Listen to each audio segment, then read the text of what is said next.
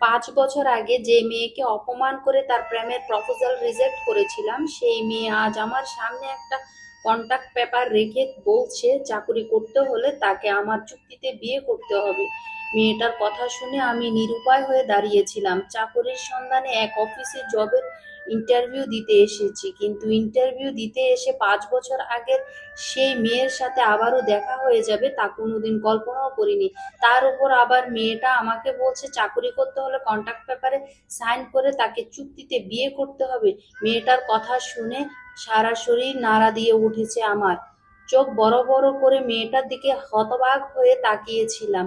মুখ দিয়ে কোনো কথা বের হচ্ছিল না। তারপর থেকে মেয়েটা আমাকে হাবলার মতো তাকিয়ে থাকতে দেখে বলে, এভাবে তাকিয়ে আছিস কেন? অবাক হয়েছিস মনে হয় আমাকে এখানে দেখতে পেয়ে? অবশ্য অবাক হওয়ারই কথা, কারণ গত 5 বছর আগে আমি কি ছিলাম আর এখন আমি কি হয়েছি সেটা দেখে অবাক না হয়ে তো তোর কোনো উপায় নেই।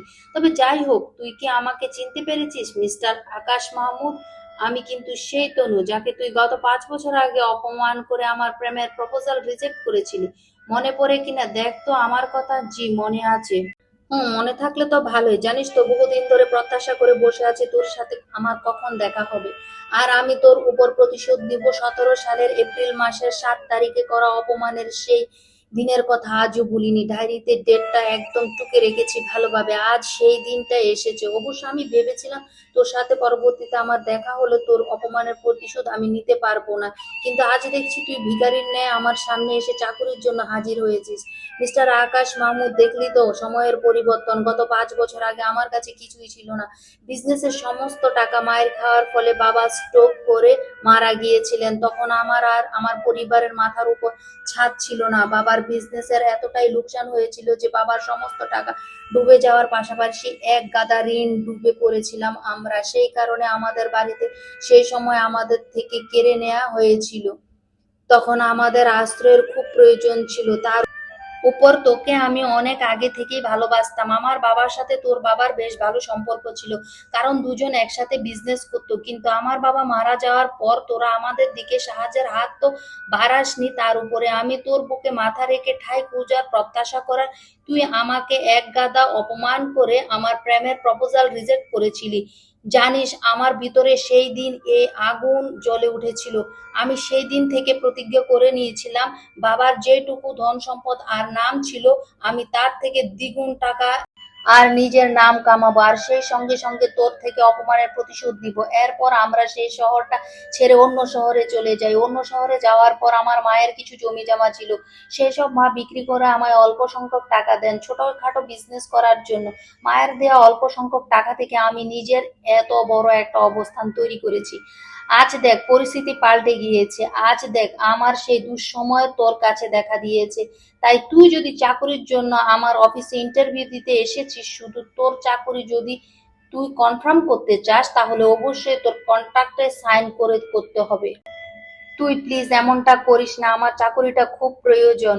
আকাশের কথা শুনে তনু খুব কর্কশ গলায় বলে ওঠে, থাপড়ে তোর গালের সমস্ত দাঁত ফেলে দিব। তুই আমার নাম ধরে ডাকিস কোন সাহসে? ম্যাডাম বলে ডাক। ম্যাডাম প্লিজ আমার চাকরিটা দিন, আমার চাকরিটা খুব প্রয়োজন। হ্যাঁ, এবার ঠিক আছে। আর মিস্টার আকাশ, তোকে কি আমি বলছি চাকরি দিব না? তার জন্য তোমাকে চাকরির কন্ট্রাক্ট পেপারে সাইন করতে হবে। সেখানে লেখা আছে তুই আমার সাথে 3 বছরের চুক্তিতে বিবাহ বন্ধনে আবদ্ধ হচ্ছিস।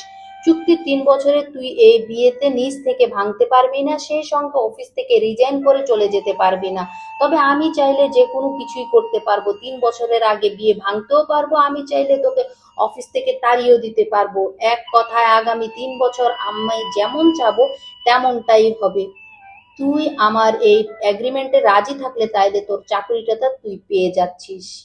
আকাশ কি করবে বুঝে উঠতে পারছে না। আবারও হাবলার মতো তনুর দিকে তাকিয়ে থাকে। অপরদিকে তনু আকাশের তাকানি দেখে এবার রাগান্বিত কণ্ঠে বলে উঠে, দেখ, তোর সাথে ঘন্টার পর ঘন্টা বকবক করার মতো সেই সময় আমার নেই। হয় তুই কন্ট্রাক্ট পেপারে সাইন কর, না হয় সত্যি অফিসের সকল কর্মচারীর সামনে আমি তোর চরম অপমান করব। তারপর সিকিউরিটির মাধ্যমে তোকে ঘাড় ধাক্কা দিয়ে অফিস থেকে বের করে দিব। এবার তুই কোনটা করবি বল? আকাশ এই অফিসে ইন্টারভিউ দিতে এসে এক ভয়ানক পরিস্থিতিতে আটকে গিয়েছে। সে এখন চাইলে চাকরি বরখাস্ত করতে পারবে না, কারণ তনু সবার সামনে অপমান করার হুমকি দিয়েছে। অন্যদিকে সে চাকরি করলেও তার জন্য বিপদ, কারণ আজ প্রথম দিনেই তনু তার সাথে যেভাবে কথা বলছে, এতে করে আকাশ বুঝে গেছে রোজ তার হাতে অপমান আর অপদস্থ হতে হবে। এছাড়া তনু তাকে কন্ট্রাক্ট পেপারের সাহায্যে 3 বছরের জন্য বিয়ে করে তার জীবন নরক বানিয়ে দিতে চাইছে। তবে আকাশের হাতে বর্তমানে থার্ড কোনো অপশন নেই, দুটোর মধ্য থেকে যে কোনো একটা তার বেছে নিতেই হবে। এদিকে তার চাকরিটাও খুব প্রয়োজন, সংসারের অভাব অনটন মেটাতে হলে চাকরিটা তার করতেই হবে। অন্যদিকে চাকরিটা রিজেক্ট করলে ঘরের মানুষের পেটে ভাত জুটবে না, আর সেই সঙ্গে অফিসের সকল কর্মচারীর সামনে অপমান হতে হবে। তাই আকাশ পরিবারের কথা চিন্তা করে আর কোনো কিছু ভেবে কন্ট্রাক্ট পেপারে সাইন করে দেয়। তনু আকাশের কাছ থেকে কন্ট্রাক্ট পেপার সাইন করিয়ে সেই কন্ট্রাক্ট পেপার ডেস্কে রেখে দেয়। চেয়ার থেকে উঠে আকাশের কাছে এসে দাঁড়ায়, এরপর আকাশকে বলে, আজ থেকে তুই আমার পার্সোনাল অ্যাসিস্ট্যান্ট। তোর কোয়ালিফিকেশন যতই থাকুক না কেন, বর্তমানে এর থেকে ভালো কিছুই তুই ডিজার্ভ করিস না।